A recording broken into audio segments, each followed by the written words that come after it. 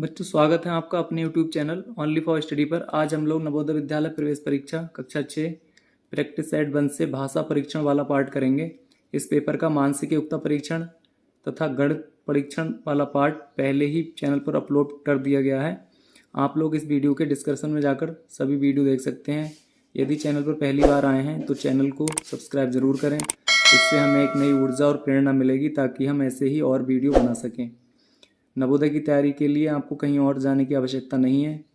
आपको हर रोज़ एक वीडियो मिलेगा जब तक आपका पेपर नहीं होता है। और बच्चों, वीडियो को स्किप नहीं करना है, तभी कुछ आप वीडियो से सीख सकेंगे। तो चलिए पेपर सॉल्व करते हैं। तीसरा खंड दिया हुआ है हिंदी भाषा।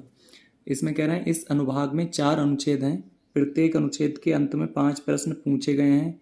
प्रत्येक अनुच्छेद को ध्यान से पढ़िए और उस पर पूछे गए प्रश्नों के उत्तर लिखिए। प्रत्येक प्रश्न के लिए 4 संभावित उत्तर हैं जिन्हें 1, 2, 3, 4 क्रम दिया गया है। इनमें से केवल एक उत्तर सही है। आप सही उत्तर का चयन कीजिए। ठीक है, अनुच्छेद 1 देखते हैं। देखो, इसमें कह रहे हैं मामा जी आओ भगत करते हुए कहने लगे, वाह बेटा खूब आए, ये मेरा सौभाग्य है कि तुमने इस बहाने मुझे याद तो किया। उम्र ढलने पर सगा बेटा तो अपना होता नहीं, दूसरे की कौन कहे। ये तुम्हारी और तुम्हारे घर वालों की हद दर्जे की भलमनसाहत है जो तुम लोगों ने मुझे अपना तो समझा। यहाँ बेटा तुम्हें किसी बात की तकलीफ नहीं हो सकती, इसे तुम अपना ही घर समझो। सिर्फ कसर है तो बस नौकरों की। हाय मैं क्या बताऊँ, अच्छे नौकर मसाल लेकर ढूंढने पर भी नहीं मिलते, मिलते भी हैं तो महीने और 15 दिन गायब। उस पर सदा डर ये है कि कहीं कोई चीज़ उठा ना ले जाए, इसलिए इस झगड़े से बिल्कुल बरी हूँ। सब काम अपने ही हाथ से कर लेता हूँ। अच्छा, मुंह हाथ धोकर चाय पी लो। ये अंगीठी है, वह केतली है, इतना वक्त कहाँ कि शक्कर के लिए राशन की दुकान पर घंटों तक झक मारूं। अरे अब धक्के खाने का दम कहाँ।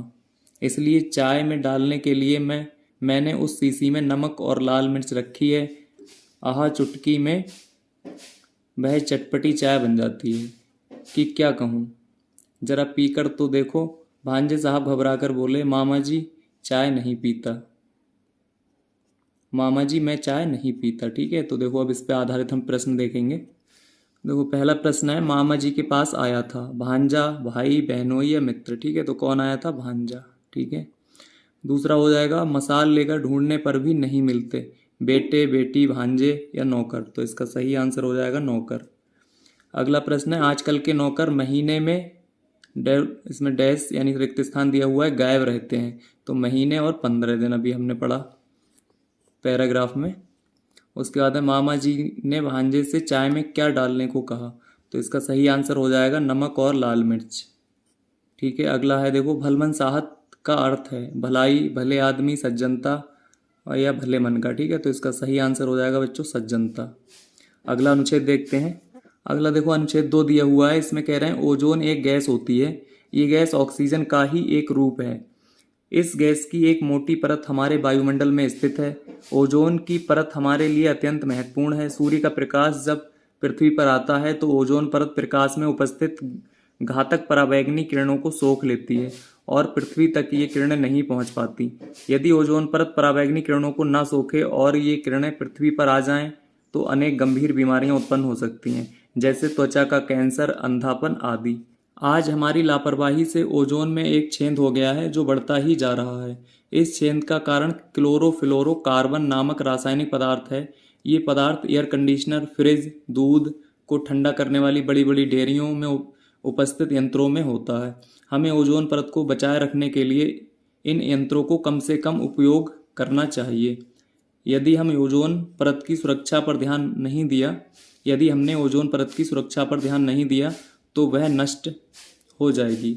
उसके नष्ट होने से पृथ्वी से जीवन के समाप्त होने का खतरा है। ठीक है, तो ये पैराग्राफ हो गया। अब इस पे आधारित प्रश्न देखते हैं। देखो, तो देखो पहला प्रश्न है वायुमंडल में मोटी परत स्थित है किस चीज की?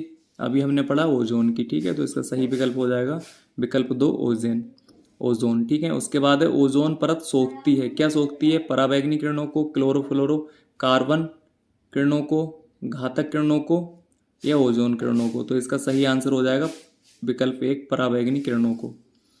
उसके बाद है ओजोन परत में छेद हो गया है, प्राकृतिक रूप से, सूर्य के प्रकाश से, हमारी लापरवाही से, घातक किरणों से। तो इसका सही आंसर हो जाएगा हमारी लापरवाही से। ओजोन परत के नष्ट होने से अनेक रोग होने का खतरा है, जीवन के समाप्त होने का खतरा है, वनस्पतियों को खतरा है। तो इसका सही हो जाएगा ये सभी। ठीक है, अगला प्रश्न है देखो, जीवन का विलोम शब्द होगा। ठीक है, तो सही हो जाएगा जीवन का मरण। ठीक है, अगला अनुच्छेद 3 है देखो, इसे देखते हैं। इसमें है पतंग बनाने वाला महमूद अपनी जवानी की उम्र में सारे नगर में प्रसिद्ध था। उसकी उत्तम कारीगरी की पतंगों में कुछ तो 3 रुपए 3-4 तक बिकती थी। नवाब के कहने पर उसने एक विशेष प्रकार की पतंग बनाई जो उन सभी पतंगों से भिन्न थी। नगर में ऐसी पतंग पहले कभी नहीं देखी गई थी। उसे एक विशेष प्रकार के रंग बिरंगे कागजों से तैयार किया गया था। एक गोले के किनारे पर एक घास की टहनी बांध दी गई थी। आगे वाले गोले की सतह थोड़ी बाहर की तरफ झुकी हुई थी और उस पतंग पर एक चेहरा बना हुआ था जिसमें शीशे की 2 छोटी आंखें लगी हुई थीं। शीशे की सिर से पूंछ तक आकार में छोटे होते हुए गोले पतंग को रेंगते हुए सांप की शक्ल देते थे। इस भारी नमूने को पृथ्वी से ऊपर उठाने के लिए एक बड़े कौशल की आवश्यकता थी। इसे केवल महमूद ही संभाल सकता था। अब इस पे आधारित प्रश्न देखते हैं। देखो पहला प्रश्न है, पतंग बनाने वाला था, क्या नाम था उसका? साबिर, रामू, रमेश या महमूद? तो इसका विकल्प 4 बच्चों सही हो जाएगा, महमूद। अभी हमने पढ़ा। उसकी पतंग बिकती थी 2 में, 3 से 4 रुपए में, 5 रुपए में या फिर 2 से 3 रुपए में। तो देखो विकल्प में दिया हुआ है 3 से 4 रुपए में। तो इसका विकल्प 2 बच्चों सही हो जाएगा। अगला प्रश्न देखते हैं। अगला प्रश्न है देखो 73 नंबर, कह रहे हैं विशेष प्रकार की पतंग किसके कहने पर बनाई? रमेश, नवाब, हरि या शंकर? तो इसका सही आंसर हो जाएगा नवाब के कहने पर। घास की टहनी बांध दी, किस में बांध दी? डोर में, पतंग में, घर में या गेट में? ठीक है, तो किस में थी बंधी हुई? पतंग में। ठीक है, तो इसका विकल्प 2 बच्चों सही हो जाएगा। अगला प्रश्न है, आंख का पर्यायवाची शब्द है। तो ये धुति है, अक्षी है, किरण है, प्रकाश है। तो इसका सही आंसर हो जाएगा बच्चों अक्ष। अगला अनुच्छेद देखते हैं। अगला अनुच्छेद 4 दिया हुआ है। इसमें कह रहा है, मनुष्य जब पहली बार पृथ्वी पर प्रकट हुआ तब वह अनेक विशालकाय जानवरों से घिरा हुआ था। ठीक है, किससे? विशालकाय जानवरों से, और उनसे भयभीत रहता था। आज मनुष्य जानवरों का स्वामी है और उनसे जो चाहे करवा सकता है। कुछ को वह पालतू बना लेता है, जैसे घोड़ा, गाय, हाथी, कुत्ता, बिल्ली तथा ऐसे कई और। कुछ को वह खाता है और सिंह तथा शेर जैसे कुछ जानवरों को वह अपने मजे के लिए शिकार करता है। किंतु उन दिनों में मनुष्य स्वामी नहीं था। वह तो बेचारा स्वयं ही एक सताया हुआ जीव था और अपने आप को विशाल पशुओं से दूर रखने का प्रयत्न करता रहता था।